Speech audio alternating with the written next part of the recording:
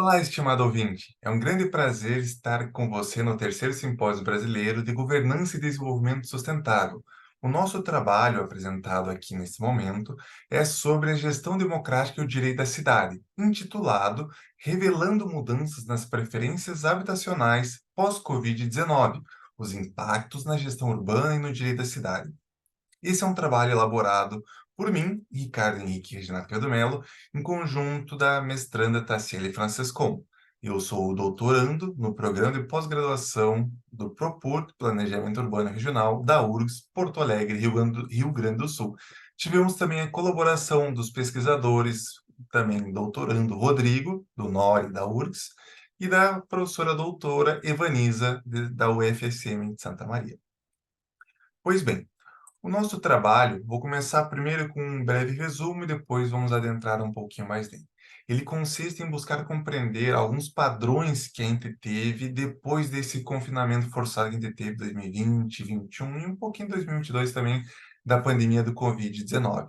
Isso é, quando saiu o censo 2023, já mostrou que muitas reportagens iam falando, houve um êxodo urbano. Então, para isso, a gente começou a buscar um pouquinho mais algumas correlações que pudessem, tais quais a questão das habitações das casas. As pessoas nas cidades estavam saindo, elas estavam buscando casas maiores, porque na cidade, muitas vezes, elas moravam em pequenos domicílios que mal dava para ter o convívio de uma família. Desta forma, buscamos uma metodologia inovadora, denominada 5 em 5 até 5, na qual consiste na elaboração de 5 elogios e ou 5 críticas sobre 5 domicílios distintos. Fazendo um adendo, para esse trabalho do artigo, nós trouxemos somente uma das 5 habitações para ser abordada, que é a habitação da casa de campo, que tem os resultados, digamos assim, mais enfáticos para esse momento. Como nós fizemos uma pesquisa e trabalhamos com pessoas, a gente tem que respeitar a CEP, do Comitê de Ética de Pesquisa. Entretanto, de acordo com a resolução do Conselho Nacional de Saúde 510/2016, nós podemos fazer um trabalho com total anonimato dos dados e enviamos um conjunto de pacote de e-mails para diversos grupos de pessoas, então não temos a menor ideia de quem respondeu ou quando respondeu. Ao mesmo tempo, nós criamos um pré-teste que fizemos para as pessoas direcionadas para verificar qual seria a reação das pessoas ao responder a nossa técnica de 5 em 5 até 5. Então, tiramos qualquer eventual detalhe que pudesse ser um viés de pré-julgamento e direcionar o resultado. Isso é, nós queríamos realmente a percepção dos nossos participantes. Isso acabou limitando um pouco o nosso trabalho, porque muitos tinham medo, tinham dúvida de responder, ou até achavam que ia ser muito tempo para fazer. Então, teve algumas dificuldades, tivemos uma baixa resposta, digamos assim, perante a quantidade de e-mails enviados. Enviamos milhares de e-mails e tivemos mais de uma centena de respostas. Para esse trabalho, foi considerado um bom resultado. Mas vamos lá. Então, nossa técnica 5 até 5 em 5 consistiu na apresentação dessas 5 imagens. Claro, essas duas mansões, tanto a lá de cima quanto a essa que está atrás de mim, não tinham as informações descritas abaixo.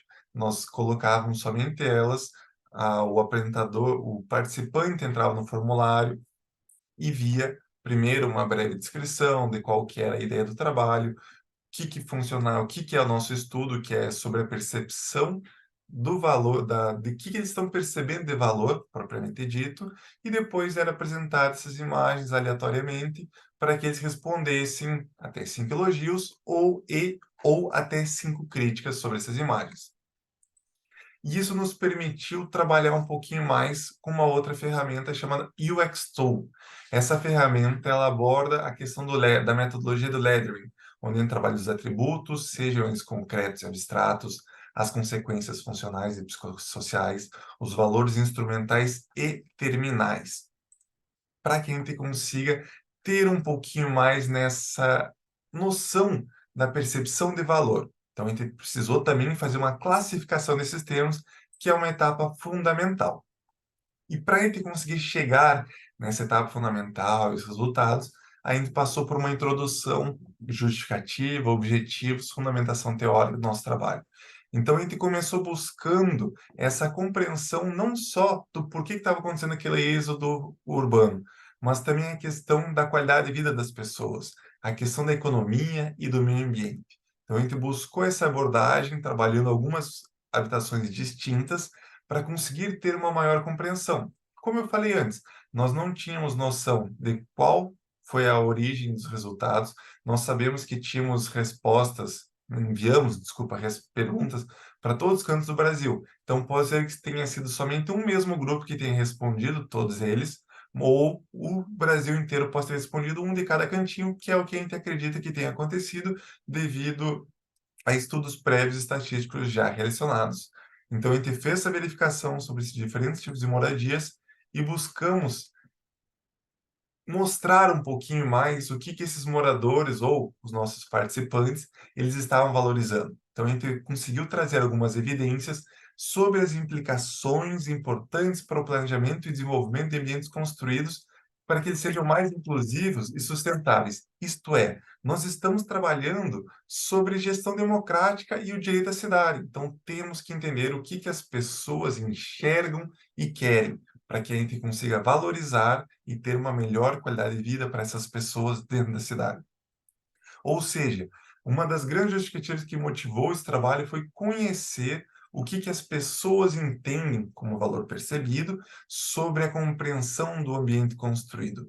Isso é, seja ele os impactos na questão do meio ambiente, na qualidade de vida e na economia. Então, um exemplo que a gente tem aqui, bem simples, é que o ambiente construído, eles são valorizados pelas pessoas quando eles são mais usados e conservados, podendo trazer outros benefícios sociais, econômicos e ambientais ao usuário e às pessoas que estão na região. Para isso, elaboramos dois objetivos centrais no nosso trabalho: analisar as mudanças na preferência habitacional que ocorreram no pós-Covid 2019 e também buscar identificar alguns fatores que moldaram a percepção nos valores das moradias. Isso é, como comentei antes, para fazer esse trabalho teve uma fundamentação teórica, onde fizemos alguns insights sobre a teoria da percepção do valor no ambiente construído, a questão da psicologia ambiental e conexão com o ambiente construído, as teorias da qualidade de vida urbana, os efeitos socioculturais e símbolos associados ao ambiente construído, as abordagens de análise de valor no ambiente construído e, finalmente, as tendências contemporâneas na gestão de projetos urbanos, para que a gente consiga ter um apoio, um suporte, para conseguir trabalhar nossa técnica de lettering numa abordagem avaliativa com informações coerentes, porque nós iríamos ter, e tivemos, respostas anônimas no Google Forms das mais variados cantos do Brasil. Então, cada um apresentou a sua resposta, o seu ponto de vista sobre o seu costume e a sua cultura. Então, a gente precisou, na verdade, compreender o que representava aquela resposta sobre cada uma das linhas de pensamentos da metodologia do Ledger. Então, a gente fez esse detalhamento, pegamos cada uma das respostas da metodologia dos 5 até 5 em 5 domicílios. Nesse artigo, especificamente, só a casa de campo. Então, fizemos a verificação dos resultados da casa de campo. Posteriormente, fizemos a classificação e colocamos na ferramenta Ladder UX Tool. Então, como comentei antes, a gente, para fazer essa abordagem avaliativa das moradias, a gente teve que fazer um grande estudo para compreender o que era a percepção dos valores dos nossos participantes a respeito dos atributos, das consequências e dos valores. Além da própria fundamentação teórica, a gente fez uma definição do que nós considerávamos cada um dos atributos, consequências e valores, tendo em vista pelo menos cinco autores fundantes para cada uma dessas especificações. Então, nós tivemos, no caso, atributos concretos, atributos abstratos, consequências funcionais, consequências psicossociais, valores instrumentais, valores terminais, para conseguir dar o nosso embasamento e chegar nesses resultados. Porque quando a gente fez outra pesquisa, a gente conseguiu ter uma quantidade incrível de resultados pronunciados pelas pessoas. Então, na nossa primeira amostragem que fizemos com pessoas direcionadas, que não utilizamos neste estudo pelas questões da CEP, nós verificamos que era necessário montar algumas palavras que definissem o que é cada uma das respostas. Então, a gente fez para os atributos, a gente chegou no consenso que trabalharíamos com fachada, projeto arquitetônico e tipologia construtiva. Seriam 3 itens que seriam visíveis, que as pessoas poderiam ter algo concreto ou abstrato sobre a ideia, a habitação que estava vendo. Ao mesmo tempo, iam ter as consequências. Elas iam ser ou uma calmaria ou ia ser funcional. Iam finalizando sobre os valores que as pessoas tinham a percepção. Era aconchegante? Tinha apreciação? Dava a sensação de liberdade, sensação de natureza ou o paisagismo agradável? Então, conseguimos traduzir todos os termos que estão atrás de nós, entre outros tantos que não couberam nessa primeira imagem, nestas palavras que traduzimos em atributos, consequências e valores. Assim, nós conseguimos trabalhar um pouquinho mais a discussão inicial, que foi nossa hipótese, da questão da redução do êxodo urbano, o censo 2023 que saiu, a gente viu que todas as capitais sul brasileiras e do sudeste tiveram redução no quantitativo de habitantes. Muitos podem ter ido para o interior, muitos podem ter ido para cidades litorâneas. Talvez, pelos dados que nos foi informado, a viabilidade do home office e também outros com a opção de resolver morar em locais com maior metro quadrado, trabalhando sempre o conceito da acessibilidade da cidade 15 minutos. Ou seja, nós tivemos um pouquinho mais esses nossos resultados, que estão agora melhores apresentados aqui na tela para vocês, que foi verificado uma importância positiva para os fatores diretamente correlacionados à natureza, em conjunto da sensação de liberdade, características abstratas de apreciação e o paisagismo. Isso é, com a questão da sensação de conforto possibilitado pelo projeto arquitetônico. Só que, ao mesmo tempo, foi identificado, ao comparar com os pontos positivos e os negativos, a necessidade do domicílio funcional, fator que está diretamente ligado ao projeto arquitetônico e também à tipologia construtiva. Assim, consegue promover um pouquinho mais essa sensação de conforto dos moradores. Como comentei antes, é necessário realizar uma busca mais aprofundada sobre a dimensão social e pessoal de cada um dos nossos participantes, para buscar compreender um pouquinho melhor o valor dos clientes desejado para as empresas. Ou seja, como fizemos em total anonimato, não podemos dizer qual será o melhor benefício para uma construção em São Paulo, no Rio de Janeiro, no Recife, no Rio Grande do Sul ou no Amazonas. Precisamos fazer um estudo de caso com cada um das regiões e localidades específicas, pois a nossa metodologia empregada, ela não distingue ideologia de gênero, classe social, poder aquisitivo, grau de instrução e idade, sendo essa nossa busca abrangente e eleitorizada para buscar evidências para um estudo mais aprofundado, talvez por alguma construtora, alguém que tenha um interesse comercial, ou também outros pesquisadores que queiram avançar um pouquinho mais nesse estudo ao direito da cidade e também da gestão democrática que a gente pode ter. Então, a gente conseguiu buscar um pouquinho mais em termos de contribuir ao planejamento urbano, na gestão urbana e nos direitos de cidades, a questão do desenvolvimento sustentável e principalmente a busca na promoção da melhor qualidade de vida e a sustentabilidade dentro do contexto imobiliário na gestão. Então, para nós fazer essa conclusão, nosso fechamento, a gente tem que ressaltar a importância e relevância dos fatores relevados na natureza. A gente acabou vendo que tanto a natureza, o projeto arquitetônico e a percepção dos valores da moradia, elas tiveram uma conexão muito grande com a sensação de liberdade e o paisagismo. Então, elas têm, hoje em dia, pelo menos nesse momento pós-Covid-19, elas têm um grande fator no ambiente construído. Então, a gente precisa ter essa incorporação de ambientes naturais, incorporação de algo que traga uma sensação mais proximidade à natureza que está sendo valorizada pelos nossos habitantes. E também É necessário que a gente faça uma busca um pouquinho maior sobre qual que é a dimensão da nossa sociedade. Quem é o nosso cliente, quem é a pessoa que está ali? Qual a cultura por trás, qual a história por trás dessa sociedade?